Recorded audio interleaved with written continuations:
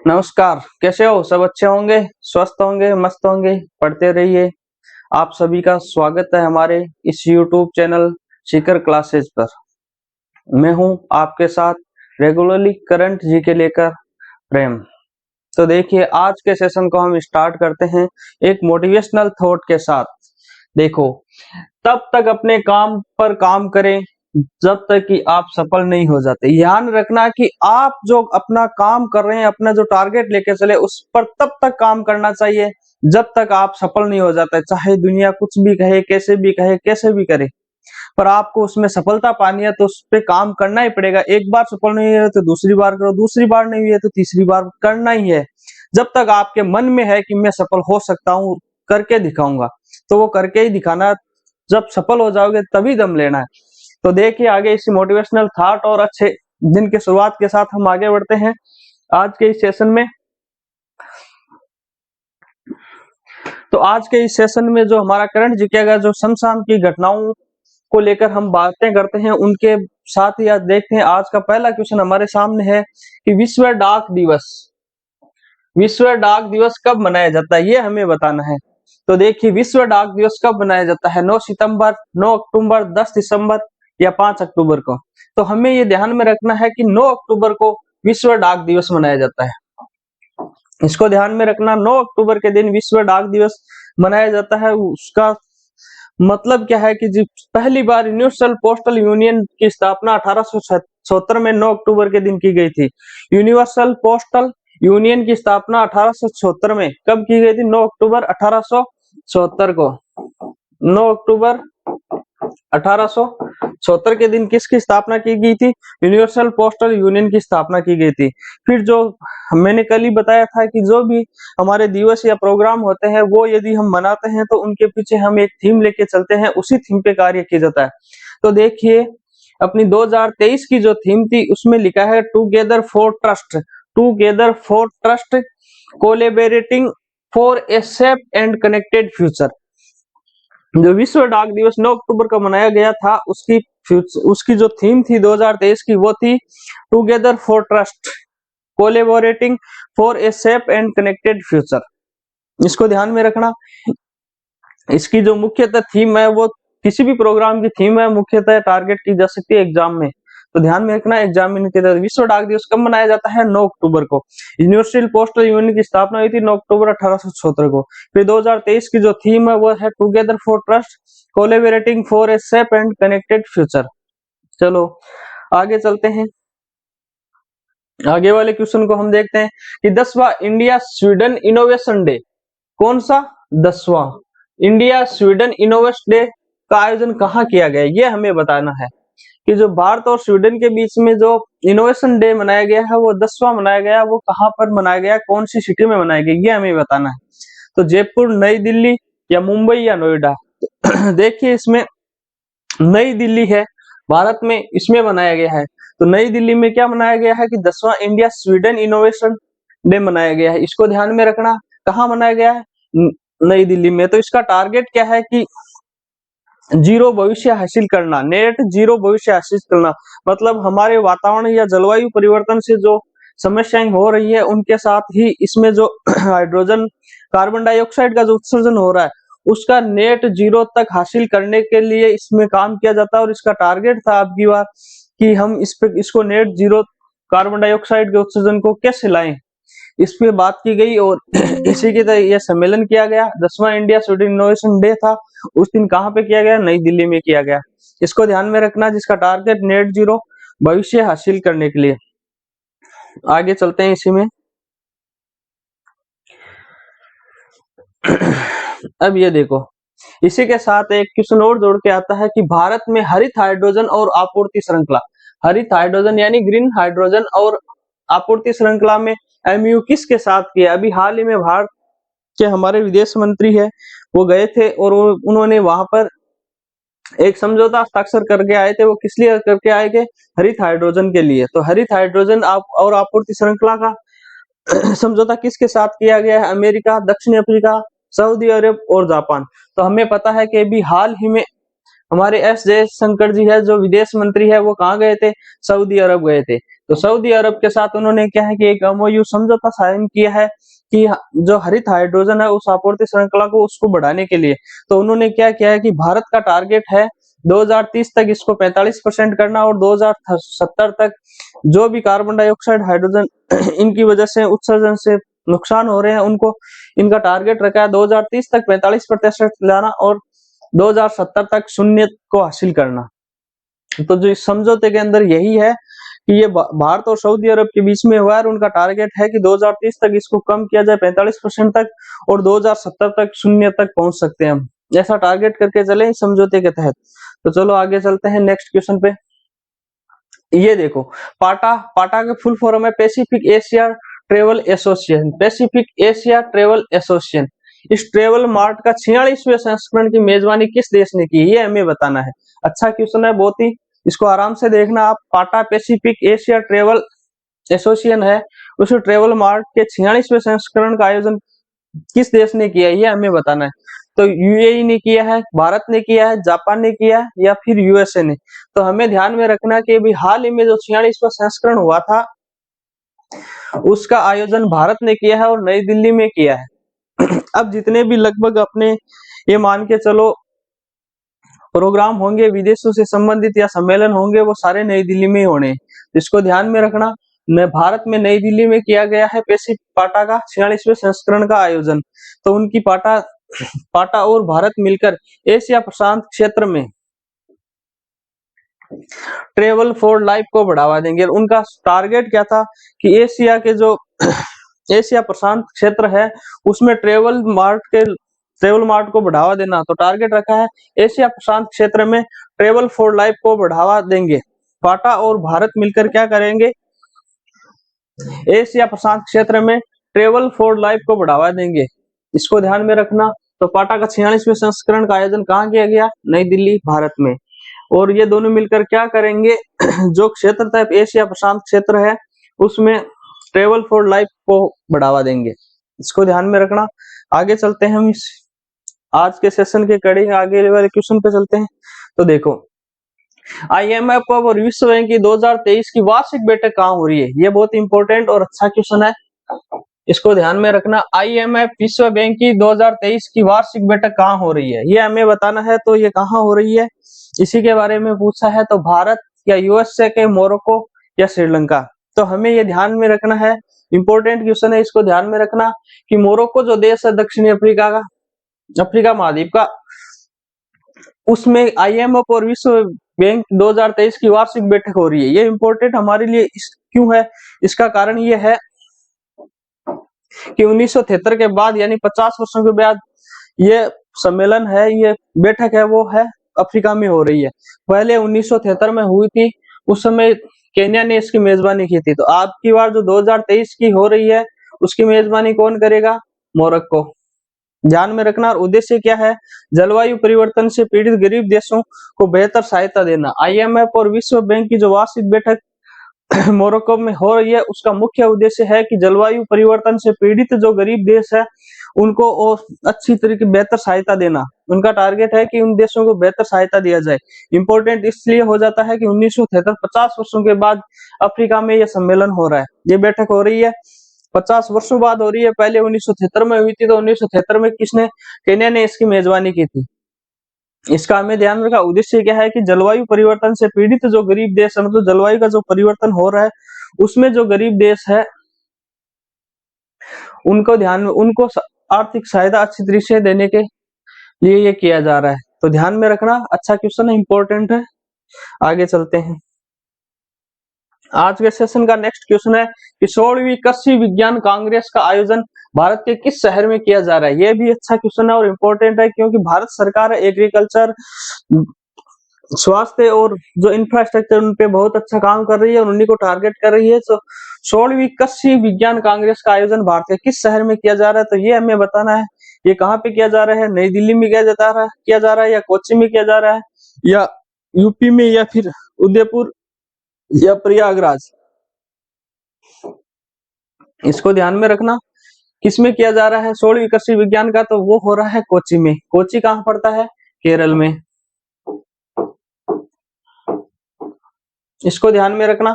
कोच्चि में इसका आयोजन किया जा रहा है। 16वीं कृषि विज्ञान कांग्रेस का आयोजन भारत के किस शहर में किया जाता है? तो वो कोच्चि में किया जा रहा है, इसका ध्यान में रखना। कोच्चि है उसमें कृषि विज्ञान का इसका मुख्य उद्देश्य क्या है कि जो कृषि से संबंधित जितने भी अपने इंफ्रास्ट्रक्चर है उसको बढ़ावा देना, नई पीढ़ी के लिए कृषि क्षेत्र के विकास को बढ़ाना और नई पीढ़ी को ध्यान में रखते हुए कृषि के क्षेत्र को बढ़ाने के लिए ये काम कर रही है, उसी के ऊपर ये चर्चा हुई थी, इसको ध्यान में रखना। फिर आगे चलते हैं नेक्स्ट सेशन में। नेक्स्ट सेशन इसके नेक्स्ट क्वेश्चन पर तो देखो, भारत सरकार की श्रेष्ठा एक भारत सरकार की क्या है योजना है, उसका नाम है श्रेष्ठा। श्रेष्ठा की फुल फॉर्म क्या है?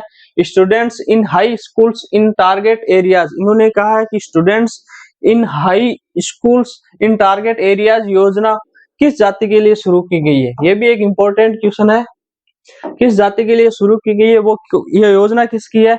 भारत सरकार की है। भारत सरकार की कौन सी योजना? श्रेष्ठा, जिसका मुख्य फुल फॉर्म है students in high schools in target, students in high schools in target areas. जो योजना है किस जाति के लिए शुरू की गई है, ये ध्यान में रखना है। तो क्या वो एसटी के लिए है, ओबीसी के लिए है, या फिर एससी के लिए है, या ईडब्ल्यूएस के लिए? तो हमें ध्यान में रखना है कि जो श्रेष्ठता जो शुरू की गई है वो किसके लिए की गई है? एससी के लिए की गई है, शेड्यूल कास्ट के लिए, अनुसूचित जाति के लिए, अनुसूचित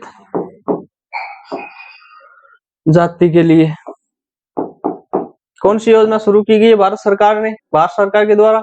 श्रेष्ठा। तो इसको ध्यान में रखना।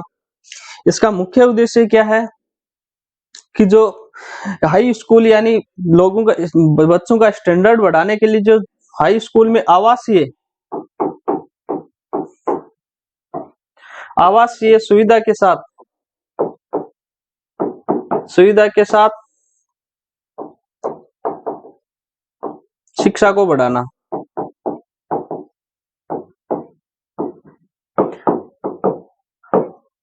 भारत सरकार का यह उद्देश्य श्रेष्ठता के तहत जो एससी की जाति के जो स्टूडेंट्स हैं उनके शिक्षा के स्तर को बढ़ाना, और वो भी आवासीय सुविधाओं के साथ शिक्षा को बेहतर बनाना। जो हाई लेवल की शिक्षा है जैसे 12th तक या फिर ग्रेजुएशन तक, उनके लिए आवासीय रूप से सुविधाएं प्राप्त की जाएगी श्रेष्ठता के तहत। भारत सरकार की योजना, इसको ध्यान में रखना, इंपॉर्टेंट क्वेश्चन में आता है। आज के सेशन के नेक्स्ट क्वेश्चन पे चलते हैं। तो देखिए आज के सेशन का नेक्स्ट क्वेश्चन है the book of life my dance with Buddha for success.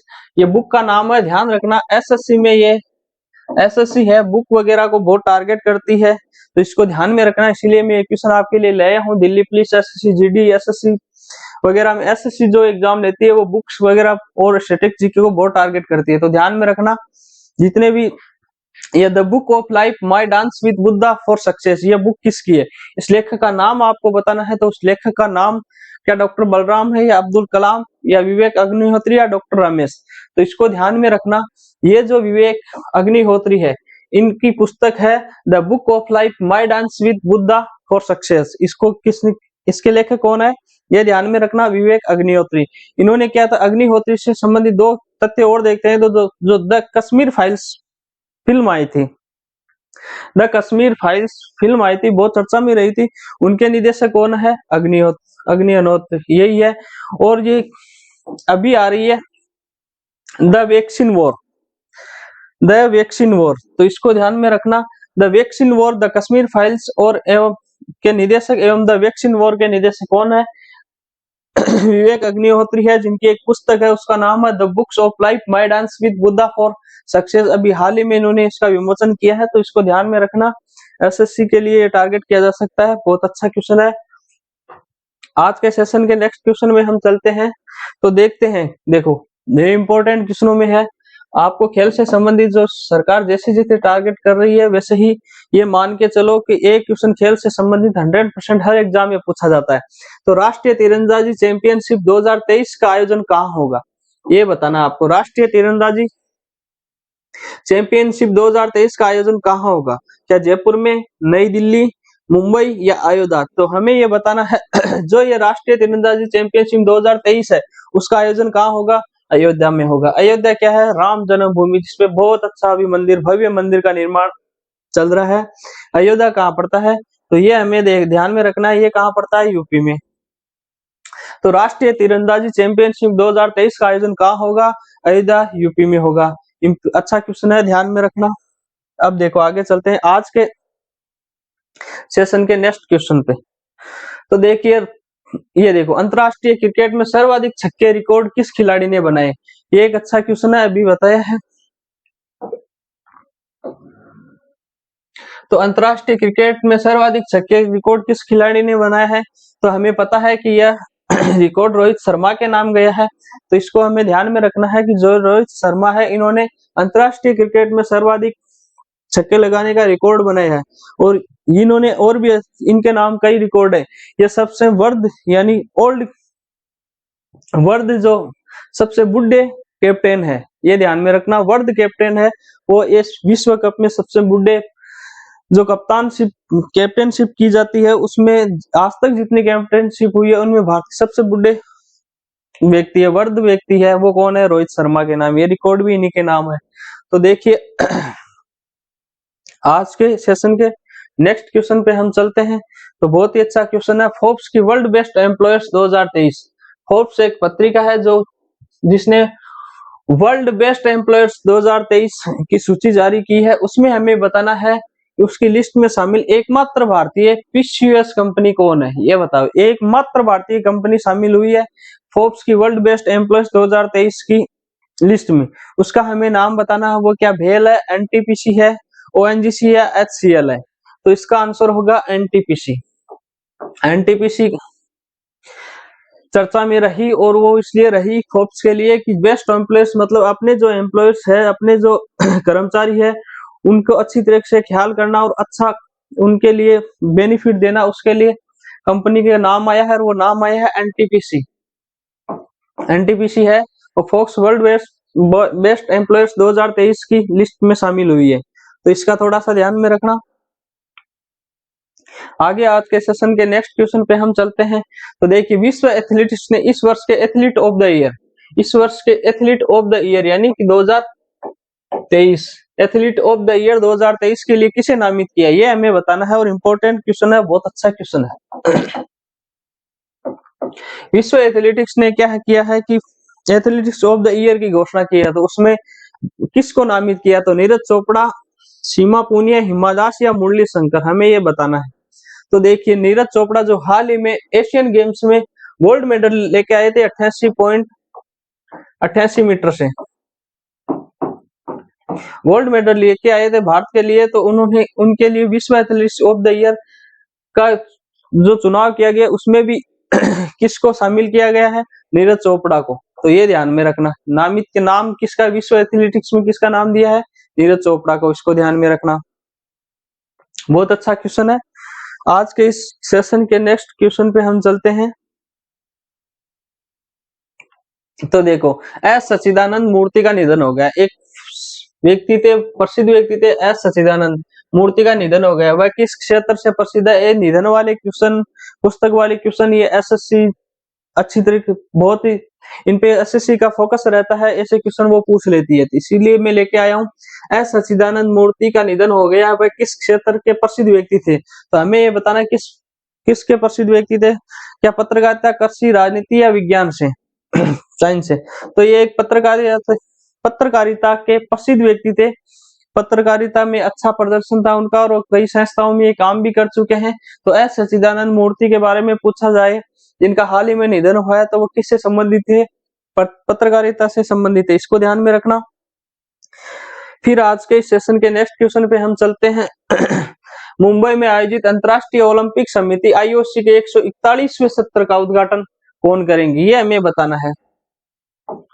Mumbai में आयोजित हो रही है, पहली बात तो भारत के मुंबई में आयोजित हो रही है। आईओसी का मतलब है international Olympic committee. IOC international Olympic committee यानी अंतर्राष्ट्रीय ओलंपिक समिति।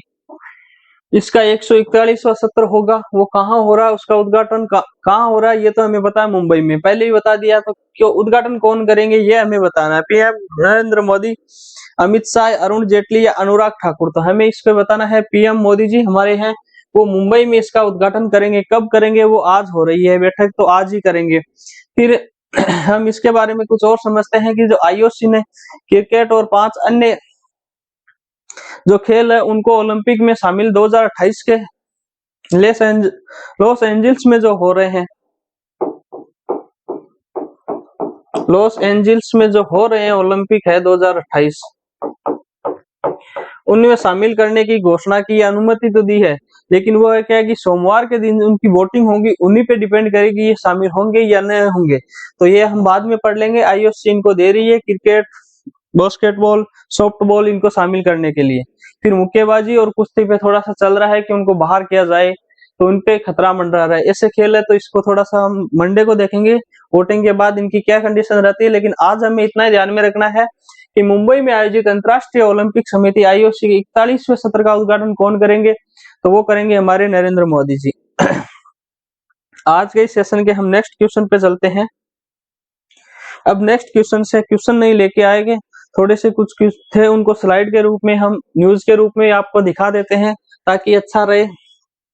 तो देखो इसी के सत्र में हम चलते हैं कि जो नासा है,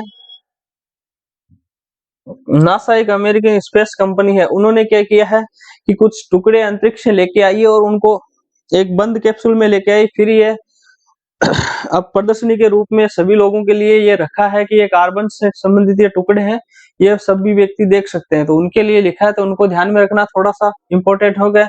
स्टेरॉयड लोगों को किया दिया, स्टेरॉयड का लोगों ने किया दीदार, क्योंकि लोगों को देखने के लिए इन्होंने क्या किया कि ओसीएस आईरिएक्स नाम का है, इसका नाम स्टेरॉयड थे, स्टेरॉयड जो थे लाए थे वो कंकड़ पत्थर, उनका नाम क्या रखा, ओ आसिरिस आईरेक्स।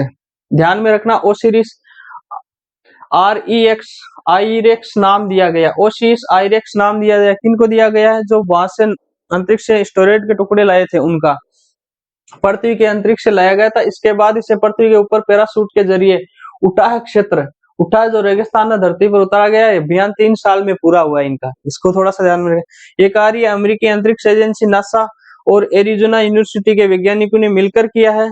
लाए गए टुकड़े नासा के ह्यूस्टन स्थित जॉनसन स्पेस सेंटर के ऑडिटोरियम में जनता के लिए रखा गया है। इनका नाम क्या था, ओसिरिस आईरिएक्स इनका नाम था। तो ये ध्यान में रखना, लाए कौन थे, नासा जो अमेरिका की स्पेस एजेंसी है उसका, तो इसको थोड़ा सा ध्यान में रखना। फिर हम चलते हैं कि एक और कल की न्यूज थी, उसमें क्या हुआ कि लंदन के रॉयल अल्बर्ट हॉल, जैसे अपने किसी भी अल्बर्ट हॉल होते हैं जिनमें सम्मेलन होते हैं या फिर कुछ प्रोग्राम किए जाते हैं, उसी हिसाब से लंदन का था रॉयल अल्बर्ट हॉल। उसमें परफॉर्म करने वाले दुनिया के पहले हिंदी कॉमेडियन बने। अब हिंदी कॉमेडियन बने हैं तो हमें थोड़ा सा ध्यान में रखना, उनका नाम है जाकिर खान। तो लंदन के रॉयल अल्बर्ट हॉल में परफॉर्म करने वाले दुनिया के पहले हिंदी कॉमेडियन कौन है, जाकिर खान। ये हमें थोड़ा सा ध्यान में रखना है, इसलिए मैं थोड़ा सा इसको स्लाइड के रूप में लेके आया हूँ, इस स्लाइड में न्यूज की तरह ही लेके आया हूँ। कॉमेडियन जाकिर खान है, वो लंदन में दुनिया के पहले हिंदी कॉमेडियन बने हैं जो जिन्होंने लंदन के रॉयल अल्बर्ट हॉल में क्या किया है, परफॉर्म किया है। इसी को ध्यान में देखें, उन्होंने का 20 मिनट का स्टैंडिंग ओवेशन दिया था इन्होंने। फिर आज के सेशन के नेक्स्ट न्यूज पे हम चलते हैं, तो देखो भारत की पहली बड़ी सोने की खान, निकलेगा 750 किलोग्राम सोना। अब इसका मतलब ये नहीं कि पहले सोने की खानें भारत में नहीं थी, खाने तो थी, लेकिन ये क्या है कि ये एक निजी है।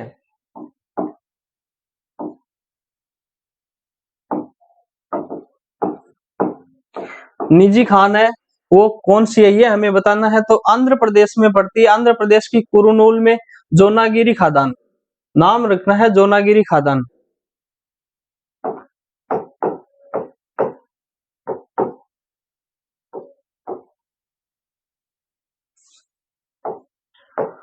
खदान का नाम है जोनागिरी। कहाँ पे पड़ती है, कुरुनूल जिला है। कुरुनूल जिला कहाँ है, आंध्र प्रदेश में। तो हमें ध्यान में रखना, पहली निजी जो होगी खान होगी वो कौन सी होगी, जोनागिरी खान होगी। कहाँ पे पड़ती है, कोरोनोला, आंध्र प्रदेश जिले में। तो उन्हें पर भारत की पहली प्रमुख निजी सोने की खान होगी, इसलिए इंपॉर्टेंट हो जाता है, इसलिए इस न्यूज को मैं आपके सामने लेकर आया हूँ।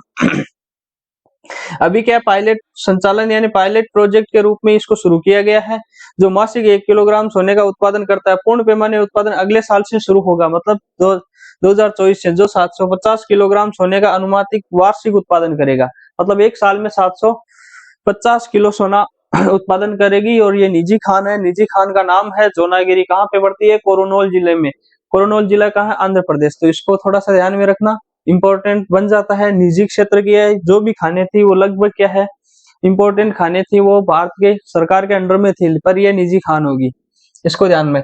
एक देखो, अभी जलवायु परिवर्तन का खूब चल रहा है कि 2 डिग्री सेल्सियस पारा बढ़ेगा, 3 डिग्री सेल्सियस पारा बढ़ेगा। तो इनमें ध्यान में रखना, थार है कि इनका कारण जो ग्लेशियर पिघल रहे हैं तो उनका कारण उन्होंने क्या बताया कि जो थार के रेगिस्तान से मिट्टी जो हवा के साथ उड़ के आती है, धूल, वो इन ग्लेशियरों पे आके, तिब्बत के ग्लेशियरों पे, ग्लेशियर है उन पे जम जाती है। फिर क्या, जो सूर्य की रोशनी होती है वो इनका अवशोषण कर लेती है, सूर्य की किरणों का, और वहां का तापमान बढ़ा देती है, जिससे ये ग्लेशियर पिघल रहे हैं। नहीं तो फिर क्या है कि जो अपना बर्फ है उसकी परावर्तन क्षमता थोड़ी रेत से ज्यादा होती है। तो ये क्या 2% होते हैं, तो जो किरणें इनसे टकराती है वापस परावर्तित हो जाती है, तो अवशोषण कम होता है, तो ग्लेशियर पिघलते कम है। पर जो आंधी के साथ, हवा के साथ जो रेगिस्तान की मिट्टी है वो क्या करती है, हवा के साथ उड़कर और इन तिब्बत के ग्लेशियरों पे आके गिर जाती है। तो फिर उन पे एक मिट्टी की परत जमा हो जाती है। मिट्टी की परत जमा हो जाती है तो ऊपर से जितनी भी किरणें, सूर्य किरणें आ रही है, उनका पूर्ण रूप से परावर्तन न होके उनका थोड़ा अवशोषण हो जाता है। अवशोषण होने से मिट्टी गर्म होगी, तो फिर ये गर्म बर्फ है तो पिघलेगी। इस हिसाब से उन्होंने कहा कि थार के रेगिस्तान से आने वाली धूप तिब्बती पठार के ग्लेशियरों को प्रभावित करती है। एक अध्ययन के तहत ये हुआ है। तो तिब्बती पठार के ग्लेशियर इलाके पश्चिम हवाओं के प्रभाव के कारण भारत के थार रेगिस्तान से आने वाली धूल से बहुत प्रभावित होते हैं। उन्होंने कहा है कि ग्लेशियर की सतह पर धूल का अल्बेडो को कम कर सकती है। प्रकाश का अंश जो बर्फ की सतह से परावर्तित होता है और सौर विकिरण के अवशोषण को बढ़ाता है, जिसका ग्लेशियर पिघलने और वैश्विक जलवायु परिवर्तन में मुख्य भूमिका रहती है। जो मैंने बात बताई वही इन्होंने कहा है कि जो मिट्टी, धूल है वो इन पे जमा हो जाती है, जिससे इनका एल्बिडो है वो कम हो जाता है। इसके कारण यहाँ पे तापमान बढ़ जाता है और ग्लेशियर पिघलने लगते हैं। ये इंपॉर्टेंट न्यूज थी थोड़ी सी जलवायु परिवर्तन के लिए, तो इसलिए आपके सामने इसको मैं लेकर आया हूँ। आज के सेशन के नेक्स्ट न्यूज पे हम चलते हैं। तो देखो, ये मैंने आपको बताया था कि रोहित शर्मा, अब इनके नाम से काफी रिकॉर्ड हो रहे हैं। तो इन रिकॉर्डों में सबसे ज्यादा छक्के लगाने का रिकॉर्ड इनके नाम हुआ है। तो वर्ल्ड कप में भारत के सबसे उम्रदराज कप्तान भी यही बने हैं। वर्ल्ड में भारत के सबसे उम्रदराज कप्तान कौन बने हैं? वो है रोहित शर्मा। अगुवाई करते हुए रोहित शर्मा 2023 में 36 साल 161 दिन के थे। उससे पहले मोहम्मद अजहरुद्दीन जो 1999 में खेले थे, वो 36 साल 124 दिन के थे। फिर राहुल द्रविड़ और वेंकट राहुल। तो हमें ध्यान रखना है, रोहित शर्मा सबसे भारत के उम्रदराज कैप्टन है। अभी जो वर्ल्ड कप चल रहा है उसमें आज तक के वर्ल्ड कप हुए हैं, उनमें खेलने वाले, भारत की कैप्टनशिप करने वाले सबसे उम्रदराज खिलाड़ी कौन बने? रोहित शर्मा। फिर हमें एक थोड़ा सा इसको ध्यान में रखना है कि यानी यूरोपियन ग्रीन वॉशिंग से निपटने के लिए दुनिया के पहले ग्रीन बॉन्ड मानकों को मंजूरी दी है। जो भी ये जलवायु परिवर्तन का अभी मुद्दा चल रहा है सबसे ज्यादा करंट में, उसमें नए नए प्रयोग किए जा रहे हैं, नए नए हथियार अपनाए जा रहे हैं, सुझाव दिए जा रहे हैं। तो उनमें जो यूरोपियन ग्रीन वॉशिंग है से निपटने के लिए दुनिया को पहले ग्रीन बॉन्ड मानकों को मंजूरी दी है, वो किसने दी है? यूरोपियन जो ग्रुप है उसने दी है। तो उसमें क्या है कि निवेशकों को टिकाऊ कंपनियां चुनने, भ्रामक दावों से बचने में मदद करने के लिए यूरोपीय संघ ने ग्रीन बॉन्ड के लिए नए मानकों को मंजूरी दी है। अब नए मानकों में उन्होंने क्या लिखा है कि स्वैच्छिक यूरोपीय ग्रीन बॉन्ड, ये होंगे क्या? स्वैच्छिक होंगे, अपनी इच्छा से लिए जाएंगे। लेबल दुनिया में अपनी तरह का पहला लेबल होगा, यह दुनिया का पहला लेबल होगा। ये बॉन्ड यूरोपियन संगठन है वो जारी किया, वो दुनिया में पहली बार हुआ ऐसा, इसलिए इसका थोड़ा सा इंपॉर्टेंट हो सकता है। यूरोप ग्रीन बॉन्ड का सबसे बड़ा जारी करता है, जो 2021 में वैश्विक मात्रा के आधे से अधिक के लिए जिम्मेदार है। तो ग्रीन बॉन्ड जारी करना समग्र बॉन्ड बाजार केवल 3% से 3.5% ही है। तो इसको थोड़ा सा ध्यान में रखना। ग्रीन बॉन्ड है वो मानकों को मंजूरी देने वाला सबसे पहले यूरोपियन संगठन है, वो भी स्वैच्छिक है, दुनिया की पहली तरह का अपना एक लेबल है, इसको ध्यान में रखना। ये 2 न्यूज थी। आज के इस सेशन के नेक्स्ट न्यूज पे हम चलते हैं। तो देखिए, ये दोनों ही अपने लिए इंपॉर्टेंट हो जाते हैं कि जीआई टैग जो जियोग्राफिकल आइडेंटिफिकेशन जो दिए जाते हैं उनमें दिया जाता है। तो जीआई टैग अरुणाचल प्रदेश के 3 स्वदेशी उत्पादों को जीआई टैग मिला है, इसको ध्यान में रखना। 3 उत्पादों को मिला, कौन कौन से? एक तो तांगसा टेक्सटाइल, यानी कि तांगसा कपड़ा है, तांगसा कपड़ा।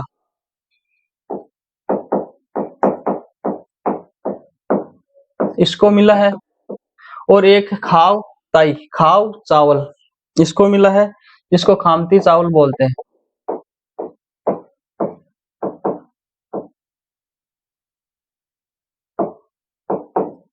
खामती चावल। और एक मिला है याक चूरपी। याक चूरपी, इनको क्या मिला? ये अरुणाचल प्रदेश के 3 खाद्य पदार्थ है जिनको जीआई टैग मिला है अभी हाल ही में। जीआई टैग देने का मतलब ये है कि उनको स्पेशलाइज किया जाता है कि इस एरिया में जो ये हो रहा है, ये स्पेशल इसी एरिया में हो रहा है, उसको अपने अंतरराष्ट्रीय रूप से बढ़ावा देने के लिए, उसके व्यापार को बढ़ावा, इसके बाजार को बढ़ाने के लिए ऐसा किया जाता है, और उनको एक तरह से संरक्षण दिया जाता है कि इसके अलावा इनके टैग का कोई यूज नहीं कर सकता। इसी हिसाब से तो अरुणाचल प्रदेश के 3 स्वदेशी उत्पादों को जीआई टैग मिला है। कौन कौन से? वो है याक चूरपी, खामती चावल और तांगशा कपड़ा को प्रतिष्ठित जीआई टैग मिला। अब इसमें ध्यान में रखना, भारतीय कृषि अनुसंधान परिषद है कि राष्ट्रीय याक अनुसंधान एनआरसी के निदेशक कौन है, इसको ध्यान में रखना, डॉक्टर मिहिर सरकार। डॉक्टर मिहिर सरकार है वो राष्ट्रीय याक अनुसंधान केंद्र के निदेशक है। उन्होंने बताया है कि ये जो याक चूरपी है वो यहाँ के अरुणाचली याक के दूध से तैयार किए जाते हैं। अरुणाचल का याक है उसके दूध से तैयार किया जाता है याक चूरपी को, ये ध्यान में रखना हमें। तो अरुणाचल प्रदेश के 3 अभी हाल ही में जो जीआई टैग दिए गए हैं वो कौन कौन से पदार्थ है? उसमें तांगशा कपड़ा है, खामती चावल है और याक चूरपी, इसको ध्यान में रखना। ये अरुणाचल प्रदेश के पश्चिम कामेंग और तवांग जिलों में पाई जाने वाली एक अनोखी याक नस्ल है। तो कोई ना, अब हमें इतना ही ध्यान रखना है किन किन को मिला है, याक चूरपी को, खामती चावल को और तांगड़ा कपड़ा को। अरुणाचल प्रदेश को हाल ही में क्या मिला है? जीआई टैग मिला है। इसी के साथ एक जीआई टैग की और थी जिसमें बस होली पश्मीना उधमपुर की कलारी के लिए जीआई टैग मिला है। अब बस होली पश्मीना उधमपुर का है, जम्मू कश्मीर में पड़ता है, तो उसके लिए क्या मिला? इन्हें भी एक जीआई टैग मिला है। प्रसिद्ध बस होली पशुम है अपनी पंख जैसी कोमलता के लिए जाना जाता है, और उधमपुर के मिथिल दूध की विशेषता कलारी प्रतिष्ठित जीआई टैग पर आता। कहने का मतलब बस होली पश्मीना उधमपुर जो जम्मू कश्मीर का, उन्हें भी जीआई टैग मिला, इसको भी हमें ध्यान में रखना है। अब जीआई इन्होंने नीचे लिखा है, जीआई उत्पादों पर इस्तेमाल किया जाने वाला एक चिन्ह है जिनकी एक विशिष्ट भौगोलिक उत्पत्ति होती है और उनमें उत्पत्ति के कारण गुण या प्रतिष्ठा होती है। यही मैंने आपको बताया था कि ज्योग्राफिकल आइडेंटिफिकेशन इनको दिया जाता है। इसलिए आज के इस सेशन की नेक्स्ट न्यूज पे हम चलते हैं। वो देखो नेक्स्ट न्यूज थी, इनमें हमें कुछ स्पेशल है वो पढ़ना है। एक वाटर मिल नाम से, इसको ध्यान में रखना, वाटर मिल। अब इसका यूज क्या होता है? अंतरिक्ष अभियानों के लिए वाटर मिल एक आवश्यक अंतरिक्ष यात्री भोजन स्रोत और कुशल ऑक्सीजन जनरेटर बन सकता है। एक वाटर मिल कुछ जड़ी बूटी, कुछ पौधों का कुछ फल है, उसको यूज किया जा सकता है। इसके लिए क्या इन्होंने क्या किया है?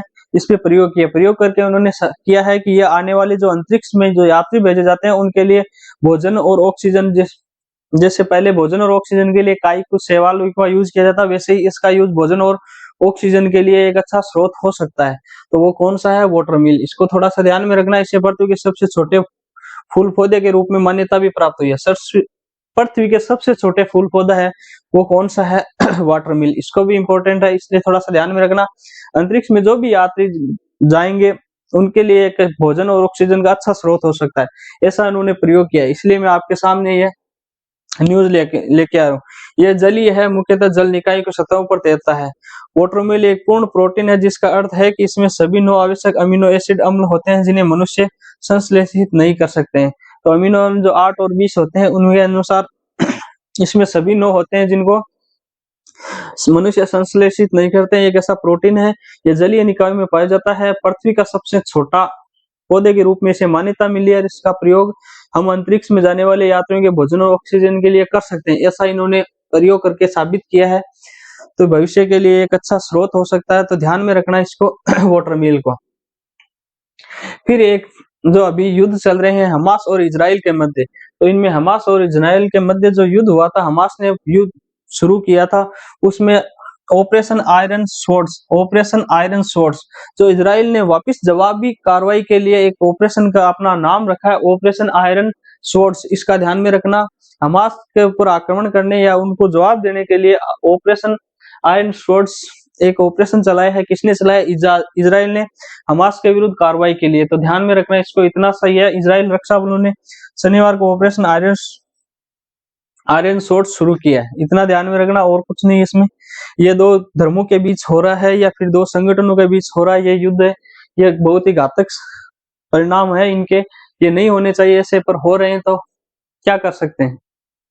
फिर एक देखो, वार्षिक संयुक्त हदर चक्रवात 2023, इसको थोड़ा सा ध्यान में रखना। जो हदर है उसके फुल फॉर्म वार्षिक संयुक्त मानवीय सहायता राहत आपदा कोष है, इनमें ध्यान में रखना।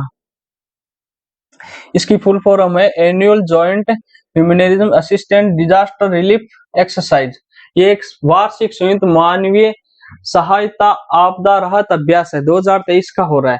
तो इन्होंने क्या, वार्षिक संयुक्त कमांडो के सम्मेलन 2015 के दौरान प्रख्यात माननीय प्रधानमंत्री ने इसके निर्देश के परिणाम इन्होंने बनाया था कि जितने भी ये हमारे आपदाएं आ रही है उनसे निपटने के लिए पहले से इनमें अलग से इनको स्पेशल ट्रेनिंग दी जाए और अभ्यास करते रहे। तो ये हो रहा है हदार अभ्यास चक्रवात 2023 हो रहा है। ये क्या है कि भारतीय सेनाओं के लिए है, जो थल सेना, जल सेना और नौसेना, इन तीनों है, अलग अलग इनके अभ्यास करते हैं हर साल अलग अलग। जैसे 2016 में भारतीय सेना ने, भारतीय नौसेना और भारतीय वायुसेना द्वारा बारी बारी से आयोजित किया जा रहा है 2016 से। अभ्यास का अंतिम सेक्शन IAF यानी इंडियन एयरफोर्स द्वारा आगरा में आयोजित किया गया था। अंतिम कब किया गया था? इंडियन एयरफोर्स द्वारा किया गया था। कब गया था? आगरा में 2023 9 से 11 अक्टूबर 23 तक। कहाँ चलेगा यह? गोवा में। तो ये ध्यान में रखना है। तो इसका ध्यान में रखना, वार्षिक संयुक्त हदार का मतलब होता है वार्षिक संयुक्त मानवीय सहायता आपदा राहत अभ्यास 2023 का आयोजन कहाँ हो रहा है? गोवा में हो रहा है। कौन करती है? भारतीय सेनाएं करती है, बारी बारी से करती है। आगे चलते हैं आज के इस सेशन की नेक्स्ट न्यूज पे। ये देखो, अपने राजस्थान वाले है, राजस्थान वाला थोड़ा सा कुछ न कुछ करता ही रहे, मारवाड़ी जुगाड़ी हुए, तो भी हिसाब से राजस्थान वाला थोड़ा कम थोड़ा है कोई हूँ, तो कुछ न कुछ करो। क्या हुआ प्रसिद्ध? कुछ न कुछ करता रहा। इसलिए राजस्थान में बनी दुनिया की सबसे बड़ी 185 किलो वजनी रोटी तस्वीर सामने आई है। एक न्यूज थी इसलिए मैं आपके सामने लेके आया कि दुनिया की सबसे बड़ी रोटी 185 किलो की वजनी रोटी तस्वीर है। अब देखो आ रोटी बन रही है।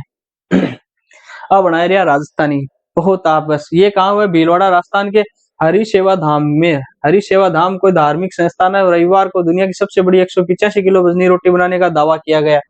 करीब 5 घंटे में बनकर तैयार हुई है। 3 राज्यों के हलवाई बुलाए, एक का ही नहीं, 3 राज्यों का हलवाइयों द्वारा बनाई गई रोटी बनाने में 120 किलो यानी 120 केजी तो आटो यूज करिए। अब बताओ 10 किलो मैदा 10 किलो मैदा यूज किया है और इसे पकाने में लगभग 20 लीटर घी का प्रयोग किया गया है। अब बताओ कितना? 120 किलो आटा। तो राजस्थानी कोई कम थोड़ा है, कोई कम को नहीं। इसलिए थोड़ी सी एक न्यूज ही लिए मैं सामने लिए और राजस्थान को हूँ इसलिए। चलो तो फिर एक है, बिहार में हाथियों से बने पहले रेस्क्यू सेंटर की विशेषता है। बिहार में, अब ये क्यों है कि बिहार है उसमें ये जो हाथी है घायल वगैरह होता है उनको रेस्क्यू किया जाता है, तो उनके लिए बिहार में पहला रेस्क्यू सेंटर बना है। वो कहाँ बना है? पश्चिम चंपारण बिहार में, वाल्मीकि टाइगर के लिए। जगह का नाम रखना वाल्मीकि टाइगर रिजर्व है। टाइगर रिजर्व था उसमें बिहार के पश्चिमी चंपारण बिहार में ये टाइगर रिजर्व में मुंगरा रेंज हाथियों की देखभाल और इलाज के लिए राज्य का पहला एलिफेंट रेस्क्यू सेंटर बनाया गया। राज्य का पहला रेस्क्यू एलिफेंट सेंटर का मतलब बिहार राज्य का पहला एलिफेंट रेस्क्यू सेंटर बनाया गया। ये कहाँ पे बनाया गया है? वाल्मीकि टाइगर रिजर्व में, जो पश्चिमी चंपारण बिहार में है। तो इतना सा ध्यान में रखना इसका। फिर आगे हम चलते हैं, कुछ राजस्थान की न्यूज है उनको देखते हैं। महिलाओं और बालिकाओं को रोडवेज बस में किराए में 90% की छूट दी गई है। अब आपसे ये पूछा जाए कि राजस्थान में इसकी अधिसूचना भी जारी गई, आदेश भी जारी कर दिए गए हैं, तो आपसे ये पूछा जाए कि राजस्थान रोडवेज है जो राज्य पथ परिवहन निगम है, उन्होंने महिलाओं के लिए कितने प्रतिशत की छूट दी गई है? तो आपको आंसर बताना है 50%। अब इसमें आपको क्या फर्क है वो मैं आपको बताता हूँ। राजस्थान रोडवेज की तरफ से जो आदेश है, हर महिला को जिसको दिया गया है तोहफा दिया गया है कि आप यदि राजस्थान रोडवेज की बस में यात्रा करते हैं तो आपको 50% किराए की छूट दी जाएगी और 50% किराया लगेगा। पर इन्होंने क्या किया, 90% छूट कैसे मिलेगी? फिर आपने ये बता दिया कि 90% कैसे मिलेगी सर, तो मैं बताता हूँ। 90% उन्हें ही मिलेगी जो मासिक पास बनवाते हैं। मासिक पास जो बनवाते हैं उन्हें ही 90% छूट दे। जो महिलाएं और बालिकाएं रोडवेज प्रबंधक डिपो में जाकर मासिक पास बनवा लेती है कि 1 महीने का ये पास है हमारा, बनवाना है हमें, तो उन्हें 90% छूट दी जाएगी। जो मासिक पास है उसके तहत 90% छूट दी जाएगी, इसको ध्यान में रखना। तो बालिकाओं और महिलाओं के लिए राजस्थान रोडवेज बस ने 90% की छूट दी है, पर कंडीशन क्या है, उन्हें मासिक पास बनवाना पड़ेगा, अदरवाइज उन्हें 50% का लाभ मिलेगा। तो इसको इसमें ध्यान में रखना है। ये छूट राज्य पथ परिवहन निगम की साधारण और द्रुतगामी बसों में दी जाएगी। तो ये छोटी सी अच्छी सी न्यूज है, इसको थोड़ा सा ध्यान में रखना। आपके लिए अच्छा क्वेश्चन बन सकता है कि महिलाओं के लिए कितनी प्रतिशत छूट है, तो आपको 50% ही बताना है। यदि उसमें कंडीशन लगे कि मासिक पास बनवाने पर, तो 90% बताना है। अब देखो, किसानों का शोषण से बचाने के लिए राजस्थान गवर्नमेंट ने क्या एक कानून बनाया है, अशोक गहलोत जी ने। अब नहीं होगा किसानों का शोषण, इस इसके टैगलाइन उन्होंने लिखी है, और बन गया कानून। अब कानून क्या बना है ये हमें बताना है। तो कानून का नाम है राजस्थान राज्य कृषक ऋण राहत आयोग अधिनियम। इसको ध्यान में रखना है, ये इंपॉर्टेंट है। राजस्थान राज्य कृषक ऋण राहत आयोग अधिनियम 2023, राजस्थान राज्य कृषक ऋण राहत आयोग अधिनियम 2023। इसको ध्यान में, इन्होंने क्या किया, इसमें शामिल होंगे उच्च न्यायालय के सेवानिवृत्त न्यायाधीश की अध्यक्षता में यह आयोग गठन होगा। तो उच्च न्यायालय के जो सेवानिवृत्त, जो रिटायरमेंट ले रहे हैं, उनकी अध्यक्षता में आयोग का गठन होगा। इसमें कृषि विशेषज्ञ भी कृषि के जो विशेषज्ञ है वो सदस्य होंगे इनके। किसानों की जमीन की नीलामी होती है, जब वो लोन नहीं चुका पाते हैं, ऋण नहीं चुका पाते हैं, तो उस पर रोक लगेगी, इन्होंने कहा। फिर आयोग ऋणग्रस्त किसानों तथा वित्तदाता संस्थाओं के मध्य उत्पन्न विवाद का समाधान करेगा। जो ऋण देते हैं बैंक व कंपनियां जिनसे ऋण लेता है किसान और उनके बीच में जो भी विवाद है उनको सुलझाएगा ये आयोग। किसानों को ऋण भार में मिलेगी राहत, उनके ऋण भार है उसमें भी उनको राहत मिलेगी। आयोग आपदाग्रस्त जिलों में पहुंचकर पीड़ित किसानों की समस्या सुनेगा और समाधान करेगा। अब जैसे कहीं लोन तो ले लिया, फिर कहीं ओला पड़ गया या फिर अकाल हो गया, तो फिर वो कैसे चुकाएगा, तो वहां पहुंचकर उसका जायजा लेगी और फिर उसका समस्याओं का, किसानों का समाधान करेगी। फिर राज्य सरकार को ये भेज देगी। इसकी रिपोर्ट बनाने के लिए एक कानून बनाए, आयोग बनेगा। किसकी अध्यक्षता बनेगा, उस न्यायालय के सेवानिवृत्त न्यायाधीश की अध्यक्षता में। फिर राजस्थान राज्य कृषक ऋण राहत आयोग अधिनियम 2023 के तहत।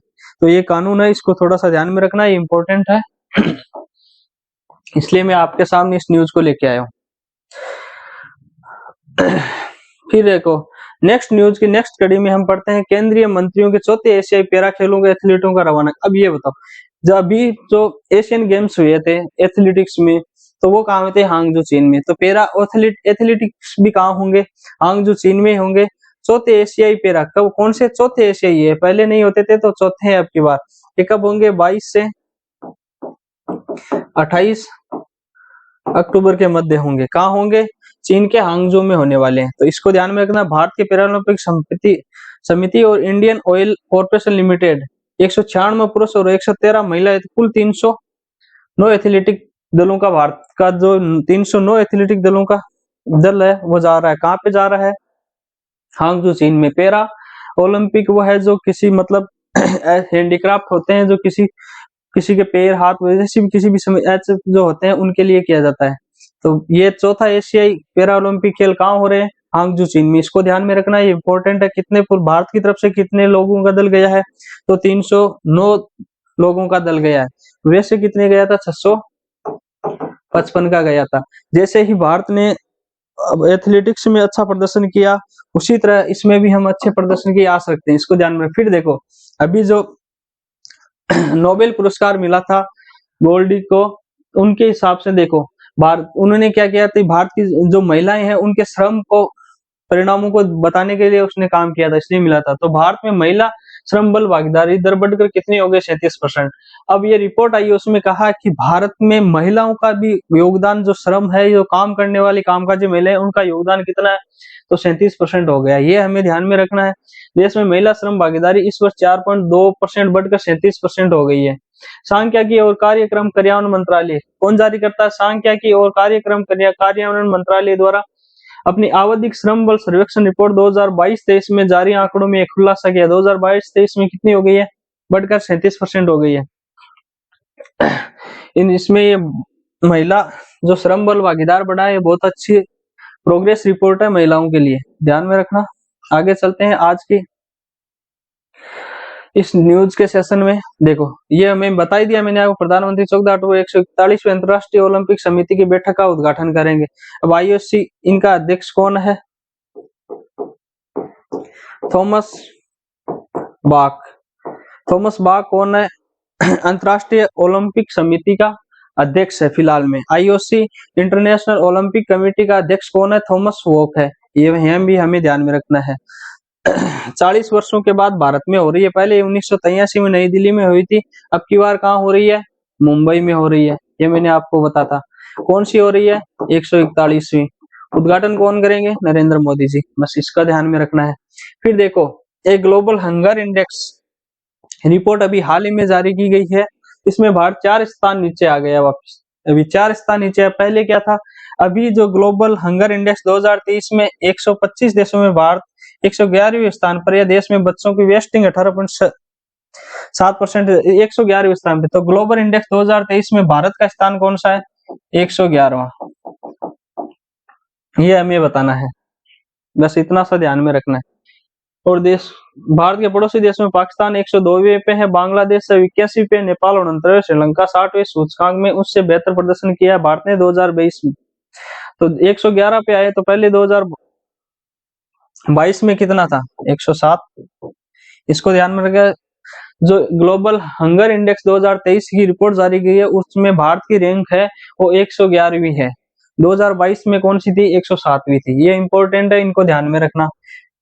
न्यूज इंपॉर्टेंट है, क्वेश्चन इंपॉर्टेंट बनेगा, एग्जामिनर टारगेट करेगा कि ग्लोबल हंगर इंडेक्स में भारत 2023 में भारत की रैंक कौन सी है, तो आपको बतानी है 111वीं। इसी के साथ नेक्स्ट न्यूज पे हम चलते हैं। तो उसमें देखो, अभी जो GI टैग बता रहा था उसमें चंपारण बिहार का भी, इसको भी ध्यान है। मर्चा धान है बिहार का, मर्चा धान को, जिसको GI टैग 6ठा कृषि उत्पाद है। 6 कृषि उत्पादों को बिहार में GI टैग मिल चुका है, इसमें 6ठा कौन सा है, वो है मर्चा धान। चंपारण की, पश्चिमी चंपारण बिहार में उगाया जाता है। इसको ध्यान में, ज्योग्राफिकल इंडिकेशन रजिस्ट्री में बिहार को मर्चा धान को GI tag, geographical indication tag में दिया गया है। यह पश्चिमी चंपारण में उपजाया जाता है। किसमें विशेष सुगंध होती है और यह काली मिर्च की तरह दिखाई देता है। बोलो, ये धान का मतलब ये हुआ कि चावल है, ये किसकी तरह दिखाई देता है, काली मिर्च की तरह दिखाई देता है, लेकिन सुगंधित बहुत है। ये 6ठा कृषि उत्पाद GI टैग है, तो ध्यान में रखना। आगे हम चलते हैं कि NLC इंडिया ने राजस्थान में 810 मेगावाट फोटोवोल्टिक परियोजना लगाने की घोषणा की है। जो NLC इंडिया है, उसने राजस्थान में 810 मेगावाट की सौर फोटोवोल्टिक परियोजना लगाने की परियोजना हासिल की है। ये लगेगा। अब कोयला मंत्रालय के तहत नवरत्न केंद्रीय सार्वजनिक उपक्रम है एक, जिसमें navy lignite corporation of India, इसका NLC फुल फॉर्म है navy lignite corporation India limited. यह राजस्थान में राज्य विद्युत निगम के साथ 810 मेगावाट सौर फोटोवोल्टिक परियोजना क्षमता को हासिल करने में विजय की। ये अब लगाएगा राजस्थान में। कहाँ लगाएगा, इसकी अभी कंफर्म नहीं हुई जगह, फिर बता दिया जाएगा। आगे की न्यूज में हम देखते हैं। आज की कंप्लीट न्यूज हमारी हो गई है। आज की जो हम न्यूज थी वो हम नहीं लेके आ रहे थे, क्वेश्चनों के तहत जो नहीं लेके आया वो मैं स्लाइड के तहत आपके सामने न्यूज को जैसा का जैसा दिखा देता हूँ, क्योंकि कभी ज्यादा हो जाते हैं तो उनको थोड़ा सा कम करने के लिए हमारे हो रहा है। तो देखिए, आज के जो सेशन था उसमें हमने करंट जीके की जो क्लास थी, जो शाम की घटनाएं कल घटित हुई थी, उनको मैं लेके आया था आपके सामने, और बहुत बेहतर तरीके से आपके सामने प्रेजेंटेशन किया इनका। और इनको आज के जो क्वेश्चन थे वास्तव में इंपॉर्टेंट क्वेश्चन थे। SSC टारगेट कर सकते हैं इन क्वेश्चनों को।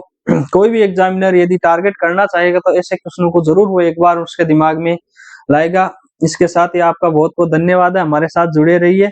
इस YouTube क्लासेज पे आपका स्वागत है। इसे लाइक कीजिए, शेयर कीजिए और सब्सक्राइब कीजिए। धन्यवाद।